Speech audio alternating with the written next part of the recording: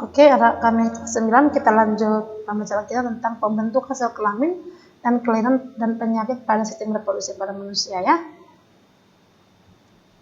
Oke, pembentukan sel kelamin ya. Pertama kita bahas pada pria atau pembentukan sperma ya. Oke. Pembentukan sperma atau spermatogenesis berlangsung di testis ya, berlangsung di testis. Ini di mana di situ sudah tersedia spermatogonium yang bersifat diploid ya. Ini dia, ini testis. Di sini sudah ada bakal-bakal menjadi sperma. Ya, di mana proses pembentukan sperma itu disebutlah peristiwanya spermatogenesis melalui dua tahap pembelahan, yaitu yang pertama pembelahan mitosis dan pembelahan meiosis ya. Ini pembelahan meiosis. Sebelumnya Ibu sudah kasih materi tentang apa itu pembelahan meiosis dan pembelahan mitosis. Kalau pembelahan meiosis itu berlangsung pada pembentukan sel kelaminnya. Yang pertama ada spermatogonium. Spermatogonium terdapat di tubulus seminiferus pada testis pada pria, ya, akan membelah secara mitosis. Ini di mana kromosomnya tetap masih 2N membentuk spermatosit primer. Spermatosit primer akan membentuk spermatosit sekunder, ya, spermatosit sekunder melalui pembelahan meiosis yang pertama.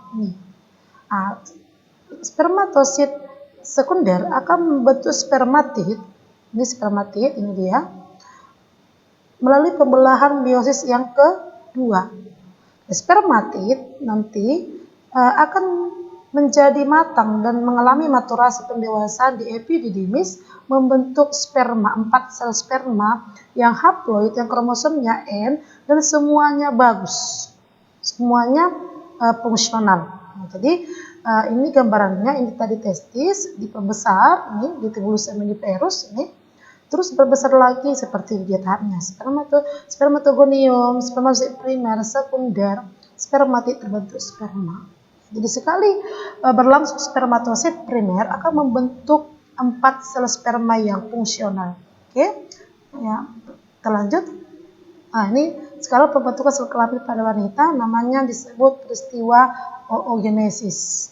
Ya, ini gambarnya. Jadi mana berlangsung pembentukan sel telur ovum atau oogenesis berlangsung di ovarium.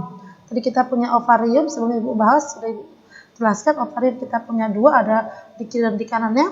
Oke, tetap juga bersama dengan pria bersifat diploid dan tetap mengalami 2 tahap pembelahan. Yang pertama adalah pembelahan mitosis dan pembelahan meiosis.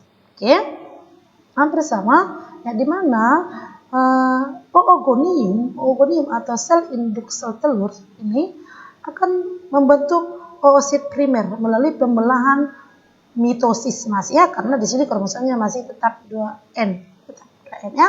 Oke, spermatosit primer akan membelah secara meiosis yang pertama, membentuk spermatosit sekunder dan badan polar yang pertama nih, badan polar yang pertama. Oke. Oosit sekunder ini akan mengalami pembelahan meiosis kedua. Demikian juga sebenarnya badan polar pertama ini, ya. Tapi nanti hasilnya dia akan mengalami degenerasi atau polosit mati. Sementara oosit sekunder yang besar ini akan membelah secara meiosis kedua, membentuk ootid dan satu lagi badan polar yang kedua. Jadi kesimpulannya oogenesis menghasilkan satu saja sel telur atau ovum yang fungsional bersifat haploid, beda dengan pada pria. Oke, kita lanjut. Ovulasi. Apa itu ovulasi? Ovulasi adalah proses keluarnya ovum dari ovarium. Kalau tadi di ovarium sudah dihasilkan sel telur atau ovum, maka akan terjadilah ovulasi. Itu maksudnya, keluarlah sel telur dari ovarium, namanya ovulasi. Ovum akan bergerak ke rahim. Bersama dengan proses ini, dinding rahim akan menjadi tebal, ya, tebal, membentuk spon yang penuh, disertai dengan pembuluh-pembuluh darah yang siap nanti suatu saat menerima zigot. Seandainya terjadi pembuahan, maka nanti dinding rahim ini sebagai tempat pertumbuhan zigot untuk sementara, ya. Oke, fertilisasi atau pembuahan adalah di mana, ya, sperma berhasil ini berjuta-juta sperma nih akan masuk diejakulasi ke dalam organ reproduksi pada wanita. Nanti yang berhasil membuahi hanya satu. Tidak semua. Yang lain kemana? Ya mati. Nah, satu sperma akan berhasil membuat satu sel telur, maka terjadilah proses fertilisasi, akan membentuk zigot dan akan bergerak menuju ke rahim melalui tuba Fallopi. Ya, oke. Nah, pembuahan adalah proses peleburan antara satu sel sperma dengan satu sel telur yang sudah matang. Ya, di mana berlangsung proses pembuahan? Di tuba Fallopi atau di oviduct. Ya, bukan di ovarium, bukan di rahim. Jadi artinya ini spermanya sendiri, sperma ini datang bergerak. Terus kebetulan juga setelur mengalami ovulasi, nih, maka nanti mereka akan berjumpa di tuba Fallopi ini. Jadi fertilisasi, kalau ada pertanyaan di mana berlangsung fertilisasi atau pembuahan di tuba Fallopi, ya. Oke, kita lanjut. Ini dia tadi, lihat. Nah, ketika terjadi pergerakan ini tadi terbentuklah zigot. Oke, kehamilan. Setelah zigot terbentuk, zigot langsung membelah dari menjadi 2, 4, 8, 16 dan banyak sel.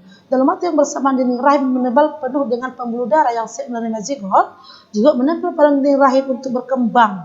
Ya, zigot berubah menjadi embrio dan akan terjadilah kehamilan kurang lebih 9 bulan 10 hari kurang lebih, ya. Oke, usia kehamilan 8 minggu. Ini lihat gambarnya. Embrio sudah memiliki organ lengkap. Embrio baru berubah menjadi janin, namanya fetus. Setelah kehamilan mencapai kurang lebih 9 bulan 10 hari, bayi siap lagi melahirkan. Oke, ini dia tahap-tahapnya. Bisa kau ulang-ulang nanti buka, ya. Oke, menstruasi. Ini hal yang baru pada kalau perempuan memulai pubertas. Ya, kalau sudah terjadi menstruasi berarti sudah terjadi pubertas. Bila ovum tidak dibuahi, dinding rahim yang telah menebal dan penuh dengan pembuluh darah tadi akan rusak atau luruh runtuh.